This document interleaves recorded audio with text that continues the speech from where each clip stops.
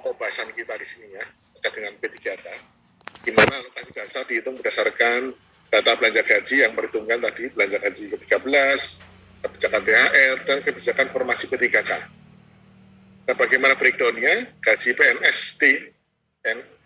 PNSD itu ataupun ASND ya sekarang, gaji ASND itu terdiri dari gajinya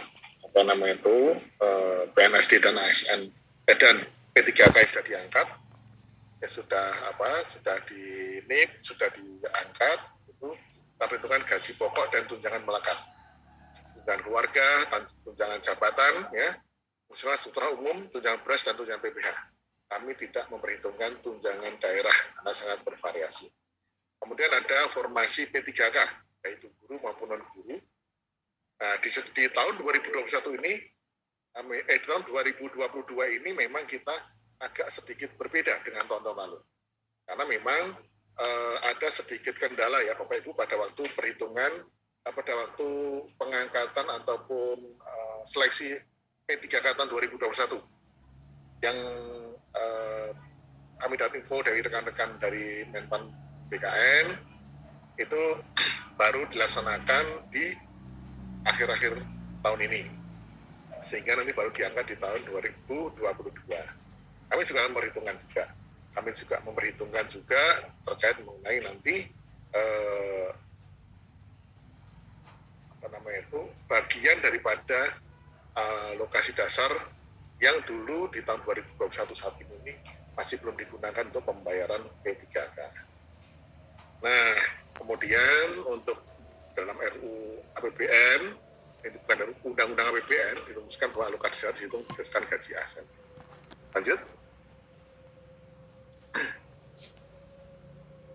Nah, dukungan TKD terhadap sektor pendidikan. Ini juga tidak kalah penting Bapak Ibu. Artinya saat ini ya, pemerintah kan berupaya untuk bisa kita melihat bagaimana sebaran masing-masing sektor, baik itu pendidikan, kesehatan, infrastruktur, dan sebagainya, yang kita konsolidasikan pusat dan daerah, sehingga kita tahu bahwasanya ternyata negara ini sudah membelanjakan uang sebesar berapa ribu triliun untuk bidang pendidikan semua. Nah, di dalam Undang-Undang 6 tahun 2021, APBN tahun 2022, disebutkan bahwasanya dana transportasi umum, ya, DAU dan DPH yang non-irmat, ya, DPH-nya itu non-irmat, diarahkan penggunanya paling sedikit 25% untuk mendukung program tadi, pemulihan ekonomi, infrastruktur, kemudian untuk peningkatan kesempatan kerja, mengurangi kemiskinan, dan salah satu juga mendukung pembangunan sumber daya manusia bidang pendidikan.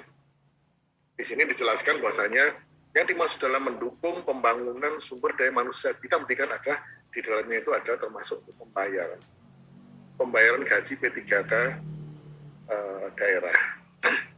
Sehingga nanti dalam pemenuhan DTU, ya Bapak Ibu kan nanti menganggarkan kan, kemudian ada anggaran untuk pembayaran P3K, itu sudah bisa diinkludkan ke dalam pemenuhan atas mandatory spending 25% DTU. Dan kita tahu bersama Bapak Ibu, alokasi anggaran fungsi pendidikan dalam APBN itu sebesar 541,7 triliun. Dan fungsi pendidikan melalui TKDD ini yang kami saat ini kami grab daripada data-data Bapak Ibu yang disampaikan pada kami lewat SIKD itu sebesar 290,5 triliun. Dan ini ke depan sekalian kita juga menyampaikan bahwasanya nanti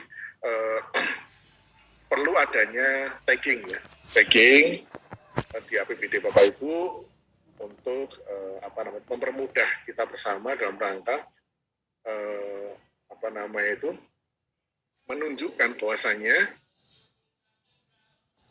rekan-rekan daerah itu sudah memenuhi daripada minimal 20% daripada mandatory spending pendidikan dengan cara ya tadi tagging atas salah satu tagging terhadap BAU untuk yang belanja dengan fungsi pendidikan.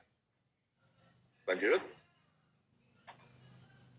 Nah, Bapak Ibu yang saya hormati, terkait dengan banyaknya pertanyaan dari rekan-rekan daerah, rekan-rekan KL tentang komitmen pemerintah dalam memperhitungkan P3K dalam DAU.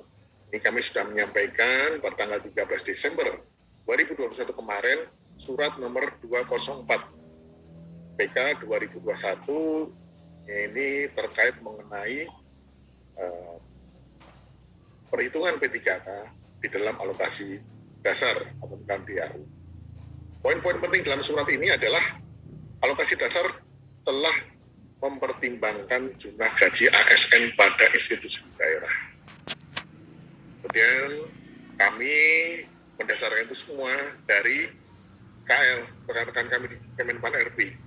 Karena bagaimanapun juga kami tidak bisa mengambil data secara presisi, dan kami itu benar-benar disupport dari teman-teman KL, dari teman-teman Kemenkyu lainnya dalam rangka untuk backup ataupun supporting data. Jadi berdasarkan surat Sekretaris Menpan RB nomor B1401 2021 tanggal 16 September yang isinya terdiri dari formasi P3K guru tahun 2021 yang diumumkan dan dilaksanakan seleksinya pada tahun 2021 sebanyak 507.848 orang. Itu kami perhitungkan kembali di dalam alokasi dasar di DAU. Kemudian formasi P3K guru sebesar 758.000 dan formasi P3K non guru sebesar 184.000. Sesuai penjelasan dalam pasal 11 ayat 18 Undang-Undang Nomor 6 Tahun 2021, pembayaran gaji P3K guru tahun 2022 akan menjadi bagian dari pemenuhan belanja wajib pemerintah daerah paling sedikit sebesar 20% dari GPU. Ini yang kami terangkan di depan tadi Bapak Ibu ya. Jadi Bapak Ibu tak perlu khawatir, tak perlu risau untuk pemenuhan mandatory spending 25% dari GTU. Salah satunya ya dari pembayaran P3K ataupun anggaran terhadap P3K. Ini sudah sudah cukup besar sehingga nanti tidak terlalu khawatir akan mengurus pada anggaran-anggaran lainnya dalam rangka untuk pemenuhan mandatory spending 25% dari GDP.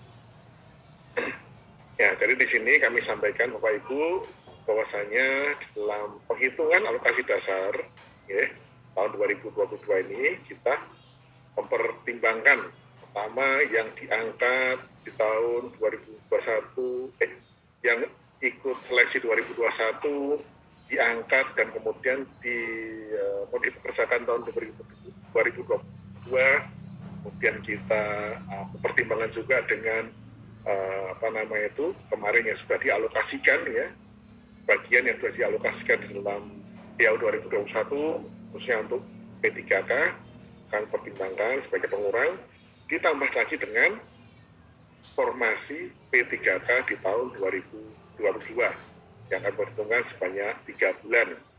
Itu nanti akan keluar hasilnya. Dan itu ada di lampiran daripada S204. Lanjut.